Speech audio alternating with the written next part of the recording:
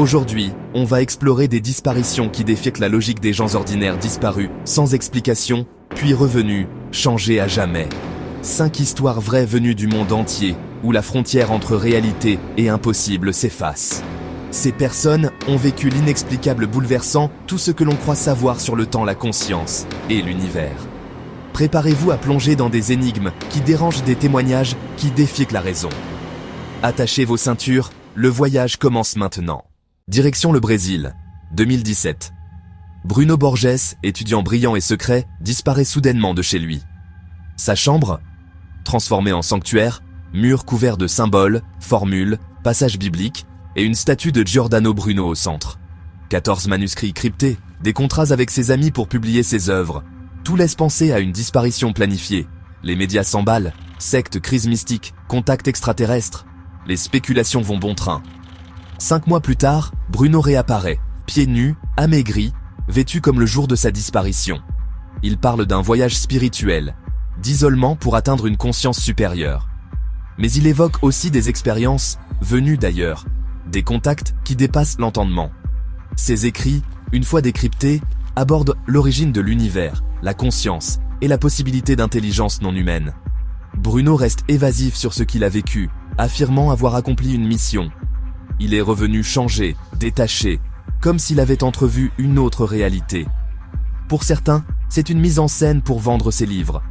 Pour d'autres, il a touché à l'inconnu.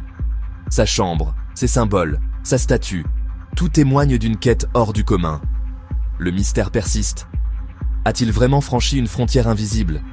Les symboles, les textes, la statue pointant vers le ciel. Obsession pour l'au-delà? Ou message codé? Bruno Borges est revenu, mais une part de lui semble rester ailleurs. Ses écrits continuent d'intriguer, divisant ceux qui cherchent à comprendre. Qu'a-t-il vraiment vécu pendant ces 5 mois? Le mystère reste entier. Bruno, le garçon d'Acre, est devenu une énigme vivante. Son histoire interroge. Jusqu'où peut-on aller pour chercher la vérité? Et si parfois, la réponse se trouvait de l'autre côté du miroir? L'affaire Borges, c'est la preuve que la réalité peut être plus étrange que la fiction. Juillet 1954, aéroport de Tokyo. Un homme bien habillé présente un passeport d'un pays inconnu, Taured.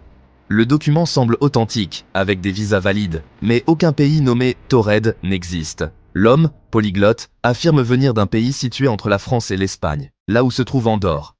Il est convaincu que Taured existe depuis 1000 ans, mais les autorités japonaises n'en trouvent aucune trace. Soupçonné d'être un espion ou un faussaire, il est placé sous surveillance dans un hôtel, ses documents confisqués. Le lendemain, la chambre est vide. L'homme a disparu, sans laisser de traces. La fenêtre est scellée, les gardes n'ont rien vu, aucune issue possible. Plus étrange encore, tous ces documents, passeports, permis, chéquiers, ont disparu du coffre-fort de l'aéroport. Les autorités enquêtent, mais ne trouvent rien. L'homme de Taured s'est volatilisé. L'affaire devient une légende urbaine, alimentant les théories sur les univers parallèles. Était-il un voyageur d'une réalité alternative, où Taured existe vraiment? Ou une invention moderne, née d'un malentendu ou d'un canular? Le mystère fascine. Comment un homme et ses preuves matérielles peuvent-ils disparaître ainsi? Si l'histoire est vraie, elle remet en cause notre conception de la réalité. L'homme de Taured, visiteur d'un ailleurs, a semé le doute dans notre monde. Sceptiques ou non, l'affaire continue d'intriguer. Et si, parfois, des frontières invisibles séparaient nos mondes? L'homme de Taured reste un symbole de l'inexplicable. Un rappel que notre univers pourrait être bien plus vaste que ce que l'on imagine.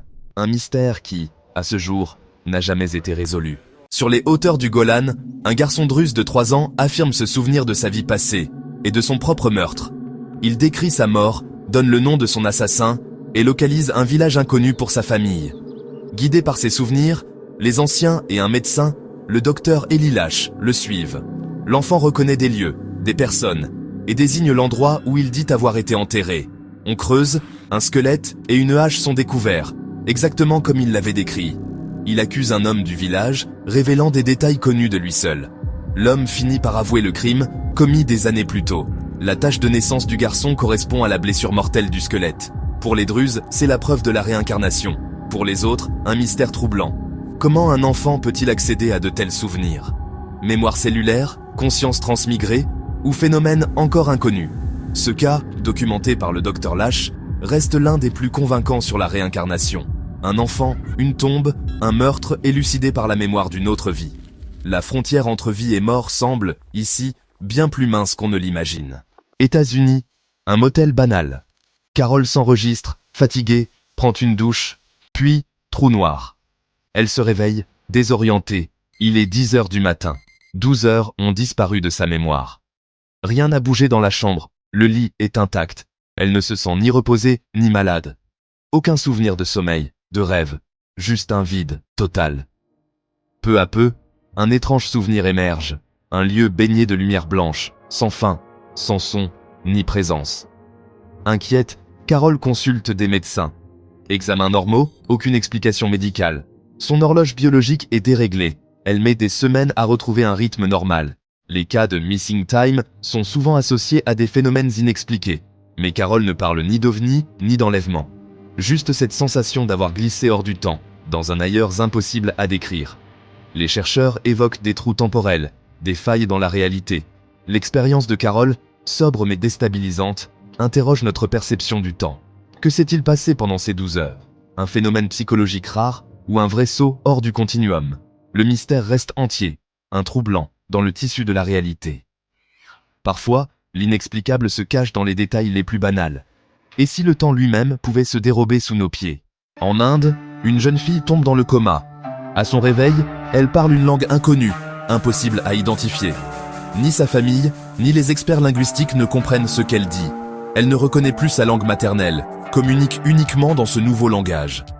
Des linguistes, des érudits, tous échouent à identifier la langue. Ce n'est ni un dialecte local, ni une langue morte connue. Le phénomène, appelé xénoglossie, est déjà rare, mais ici la langue semble totalement inédite. La fillette s'exprime avec aisance, même en dormant, comme si cette langue était ancrée en elle. Sa langue d'origine disparaît, remplacée par ce parler mystérieux. Les explications médicales ou psychologiques ne suffisent pas. Troubles neurologiques, glossolalie, rien ne colle. D'où vient cette langue? Résurgence d'un idiome oublié ou trace d'un ailleurs? Ce cas défie notre compréhension du cerveau et de la conscience. Un mystère qui rappelle que l'esprit humain recèle encore bien des secrets. Ces 5 histoires nous confrontent à l'inexplicable disparition, retour, transformation qui défie sur la raison. Coïncidence, hallucination ou accès furtif à d'autres réalités.